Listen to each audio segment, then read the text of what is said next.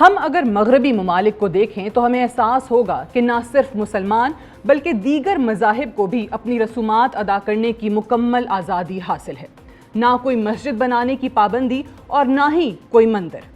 یہ کہنا بھی درست ہوگا کہ مسلم ممالک کی نسبت مسلمان مغربی ممالک میں زیادہ بہتر زندگیاں گزار رہے ہیں۔ بہتر معیار زندگی، بہتر علاج، تعلیم اور سیکیورٹی کی صورتحال بھی بہتر ہے۔ مسلم ممالک کے حالات پسماندہ ہیں یا جنگ و جدل میں مصروف ہیں۔ اللہ کی حاکمیت کی بجائے شخصی حاکمیت غلبہ پا چکی ہے۔ قرآن اور سنت کی تعلیمات ناپید ہو چکی ہیں۔ مساوات کا تصور ختم ہو چکا ہے۔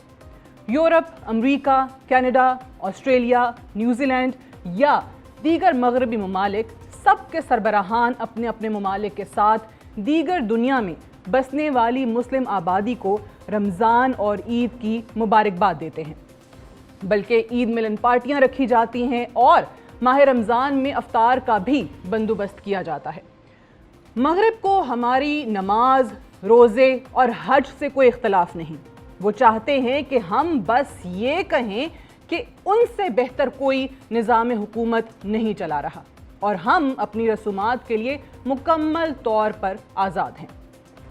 پھر آخر اختلاف ہے کیا؟ مغرب اور صہیونی طاقتوں کو اختلاف دین اسلام کے فراہم کردہ دستور اور ضابطۂ حیات سے ہے۔ دین اسلام مغربی ثقافت اور ان کے فراہم کردہ دنیاوی اصولوں کی نفی کرتا ہے جو مغرب کے لیے قابل قبول نہیں۔ قرآن مجید میں دین اسلام کے الفاظ جامع تعبیر کے طور پر استعمال ہوئے ہیں۔ دین اسلام وہ واحد دین ہے جس کی بدولت معاشرے میں معاشی، سیاسی اور دینی انقلاب بپا ہوا تھا۔ دین محمدی کے مقابلے کا دنیاوی انقلاب ہمیں نہیں ملے گا۔ دین اسلام کے 3 پہلو اہم ہیں جن میں سیاسی، معاشی اور سماجی پہلو شامل ہیں۔ اسلام کے فراہم کردہ معاشی، سیاسی اور سماجی پہلوؤں کے تحت دین کے قوانین موجود ہیں۔ دین ہمیں کرمنل، سول، شہادت اور وراثت کے قوانین پر رہنمائی فراہم کرتا ہے۔ مغرب کا نظام آج سودی معاشی نظام پر چل رہا ہے، مگر ہمارے ہاں قرآن پاک کی تعلیمات کے مطابق سودی نظام حرام ہے اور سختی سے اس سے دور رہنے کی ہدایت کی گئی ہے۔ جوئے کو حرام قرار دیا گیا ہے، شراب حرام ہے، معاشرے کی حفاظت کے لیے قوانین موجود ہیں۔ دین اسلام میں اللہ کی حاکمیت کا تصور سب سے افضل ہے، یعنی شخصی یا انسانی حاکمیت کی نفی کی گئی ہے۔ ریاست خوراک، تعلیم، علاج اور سیکیورٹی کی ذمہ دار ہے۔ اسلام مکمل ضابطۂ حیات ہے۔ نبی پاک صلی اللہ علیہ وآلہ وسلم کی 10 سالہ مدینہ کی زندگی اور اس کے بعد 30 سالہ خلافت راشدہ کا دور مکمل طور پر دین اسلام کی تعلیمات کے تحت چلا۔ یہی وہ وقت تھا جب خلیفہ اپنے کندھوں پر اٹھا کر خوراک فراہم کیا کرتے تھے اور قانون سب کے لیے برابر تصور کیا جاتا تھا۔ خلافت راشدہ کے بعد سیاسی، دینی اور معاشرتی نظام میں تبدیلیاں پیدا ہونا شروع ہوئی۔ قرآن اور سنت کے نفاذ سے ہم نے دوری اختیار کرنا شروع کی۔ شخصی حکومت اور شخصی اقتدار کی بنیاد ہمارے معاشروں میں ڈال دی گئی۔ مغرب کے لیے چیلنج دین اسلام کا یہی سیاسی، معاشی اور سماجی نظام ہے۔ دین اسلام کی پیروی اور بالادستی کا واضح مطلب مغربی نظام کا مکمل اختتام ہے۔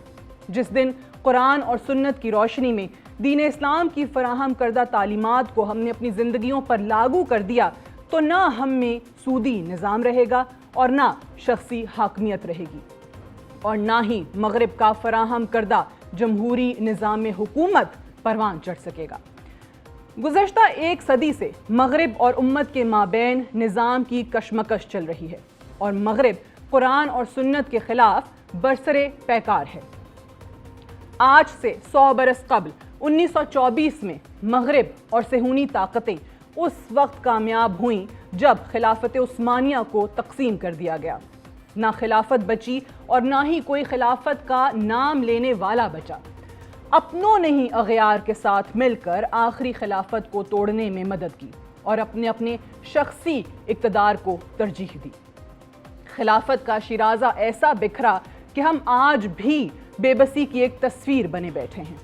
کہیں بادشاہت کی شکل میں شخصی حکومت قائم کر دی گئی اور کہیں مغربی جمہوری نظام کو پروان چڑھایا گیا۔ شاعر مشرق نے 1936 میں مغربی جمہوری نظام کو ایک شعر کی مدد سے مکمل طور پر بیان کر دیا تھا۔ تو نے کیا دیکھا نہیں مغرب کا جمہوری نظام، چہرہ روشن اندرون چنگیز سے تاریک تر۔ آج سے 76 برس قبل پاکستان کا قیام بھی اسلام کے نام پر ہوا تھا، مگر افسوس نہ ہم خلافت عثمانیہ کے زوال سے مغرب کی چال سمجھ سکے اور نہ بانی پاکستان قائد اعظم محمد علی جناح کے تصورات کے مطابق پاکستان کو ایک فلاحی ریاست کے روپ میں دھار سکے۔ پاکستان کا موجودہ نظام شاعر مشرق کے تصورات کے یکسر منافی ہے، جس کو انہوں نے اپنے ایک فارسی شعر میں اس انداز میں بیان کیا تھا: ای بنوک ای فکر چالاک یہود، نور حق اسینہ آدم ربود، تا تہو بالا نہ گردد ای نظام، دانش و تہذیب و دی سودائے خام۔ اقبال کے مطابق جب تک عوام دشمن سرمایہ دارانہ نظام کو الٹ پلٹ کر نہ رکھ دیا جائے، ایسے نظام میں عقل و دانش، تہذیب و تمدن کی جادوگری اور دین کی باتیں سب خام خیالی ہے۔ موجودہ حالات نظام کی تبدیلی کا تقاضا کرتے ہیں، نظام بھی وہ جو قرآن اور سنت کی روشنی کے مطابق ہماری اصلاح کر سکے، جس کی شاعر مشرق نے پیروی کی تھی۔ آج بھی مغرب نظام خلافت سے خوف زدہ ہے، لیکن اسی نظام میں ہی ہماری بقا ہے۔